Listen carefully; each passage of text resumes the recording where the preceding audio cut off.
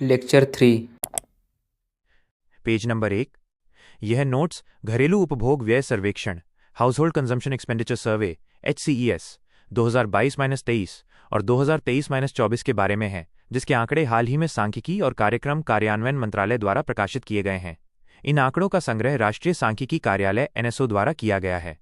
मासिक प्रति व्यक्ति उपभोग व्यय MPCE ग्रामीण क्षेत्रों में 3,773 रुपीज से बढ़कर 4,122 रुपये हो गया है। इसमें 9.3% की वृद्धि हुई है। शहरी क्षेत्रों में 6,459 रुपीज से बढ़कर 6,996 रुपये हो गया है। इसमें 8.3% की वृद्धि हुई है। Page number 2। गैर खाद्य व्यय शहरी क्षेत्रों में 60%, ग्रामीण क्षेत्रों में 53%। सर्वाधिक मासिक प्रति व्यक्ति उपभोग व्यय MPCE राज्य में सिक्किम, केंद्र शासित प्रदेश में चंडीगढ़। न्यूनतम मासिक प्रति व्यक्ति उपभोग व्यय MPCE राज्य में छत्तीसगढ़, केंद्र शासित प्रदेश में जम्मू और कश्मीर। शहरी और ग्रामीण क्षेत्रों के उपभोग व्यय का अंतर, ये अंतर 69.7% है। Page number 3। यह नोट्स राष्ट्रीय महत्वपूर्ण खनिज मिशन के बारे में है। महत्वपूर्ण खनिज thorium, germanium, gallium, magnesium, lithium, graphite. उपयोग। इन खनिजों का उपयोग रॉकेट, मिसाइल, उपग्रह और इलेक्ट्रॉनिक उत्पादों के निर्माण में होता है। सर्वाधिक भंडार चीन और वियतनाम में इन खनिजों का सर्वाधिक भंडार है। वर्ष 2022 में भारत सरकार ने महत्वपूर्ण खनिजों की पहचान के लिए एक समिति का गठन किया था, जिसने 30 खनिजों की पहचान की। हाल ही में राष्ट्रीय महत्वपूर्ण खनिज मिशन की घोषणा की गई है। लागत 34,300 करोड़ रुपए, 16,300 करोड़ रुपए सरकार द्वारा, 18,000 करोड़ रुपए सार्वजनिक और निजी क्षेत्र द्वारा। अवधि 2024-25 से 2030-31 तक। उद्देश्य महत्वपूर्ण खनिजों के भंडारों का पता लगाना और उनका खनन करना। Page number 4। मंत्रालय। ये नोट्स खनन मंत्रालय से संबंधित है। हाल ही में केंद्र सरकार ने महत्वपूर्ण खनिज अन्वेषण कार्यक्रम को शुरू करने की घोषणा की है, जिसकी लागत 1,500 करोड़ रुपए है। 6 महानगरों में मानव स्कैवेंजिंग पर पूर्ण प्रतिबंध। हाल ही में सुप्रीम कोर्ट ने वर्ष 2023 के एक केस का हवाला देते हुए 6 शहरों में मैनुअल स्कैवेंजिंग पर रोक लगाने का आदेश जारी किया है। जिन शहरों में ये आदेश लागू हुआ है वे हैं दिल्ली, मुंबई, कोलकाता, चेन्नई, हैदराबाद और बेंगलुरु। नोट: केंद्र सरकार ने अपने जवाब में सुप्रीम कोर्ट को बताया कि देश के 775 जिलों में से 465 जिलों में मैनुअल स्कैवेंजिंग की कोई भी शिकायत प्राप्त नहीं हुई है। Page number 5। यह नोट्स वार्षिक शिक्षा स्थिति रिपोर्ट ASER के बारे में है। यह रिपोर्ट प्रथम फाउंडेशन द्वारा प्रकाशित की गई है। यह रिपोर्ट 605 जिलों, 17,997 गांवों और 6.94 लाख बच्चों पर आधारित है। इसमें 6 से 16 वर्ष के बच्चों की शिक्षा की स्थिति का आकलन किया गया है। 3 से 5 वर्ष की आयु वर्ग में बच्चों के दाखिले की दर 2018 में 68.1% से बढ़कर 2024 में 77.4% हो गई है। 6 से 14 वर्ष की आयु वर्ग में बच्चों के दाखिले की दर 98.4% है। सरकारी विद्यालयों में दाखिले की दर 66.8% है, जिसमें 7.9% की कमी आई है। कक्षा 3 के 23.4% बच्चे ही कक्षा 2 की किताबें पढ़ पाते हैं। कक्षा 8 के 45.8% बच्चे सामान्य अंकगणित नहीं जानते हैं। Page number 6। ये नोट्स शिक्षा के विभिन्न पहलुओं और बच्चों की आदतों पर आधारित हैं।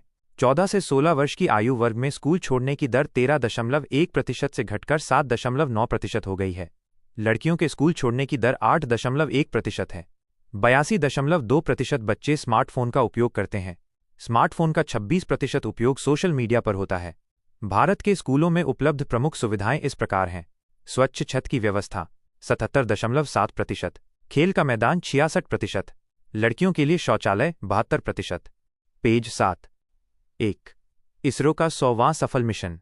तारीख 29 जनवरी 2025 को इसरो ने Satish Dhawan space centre SDSC Sriharikota से अपना 100वां प्रक्षेपण किया। रॉकेट का नाम GSLV-F-15, उपग्रह का नाम NVS-02। ये एक नेविगेशन सैटेलाइट है। इसरो की स्थापना 1969 में। मुख्यालय बेंगलुरु। अध्यक्ष वे नारायण। 2.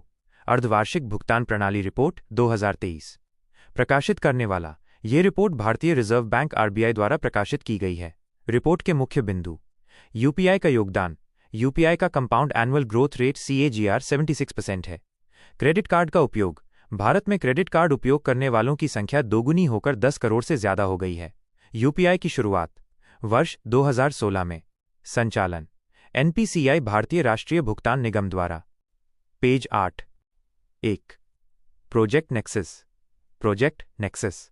उद्देश्य इसकी शुरुआत सीमा पार क्रॉस बॉर्डर भुगतान को आसान और तेज बनाने के लिए की गई है। संचालक BIS bank for international settlements. शामिल देश भारत के अलावा इसमें 3 और एशियाई देश शामिल हैं: सिंगापुर, मलेशिया, थाईलैंड, फिलीपींस। लक्षित वर्ष 2026। 2। यूपीआई सेवा का विस्तार। लक्ष्य वर्ष 2028 तक आरबीआई ने यूपीआई सेवा का विस्तार 20 देशों तक करने का लक्ष्य रखा है। वर्तमान स्थिति अभी तक 8 देशों में यूपीआई की सुविधा पहुंच चुकी है: Singapore, Mauritius, Bhutan, Nepal, Oman, UAE, Sri Lanka, Trinidad और टोबैगो। राजकोषीय स्वास्थ्य सूचकांक फिस्कल हेल्थ इंडेक्स। यह सूचकांक नीति आयोग द्वारा प्रकाशित किया जाता है।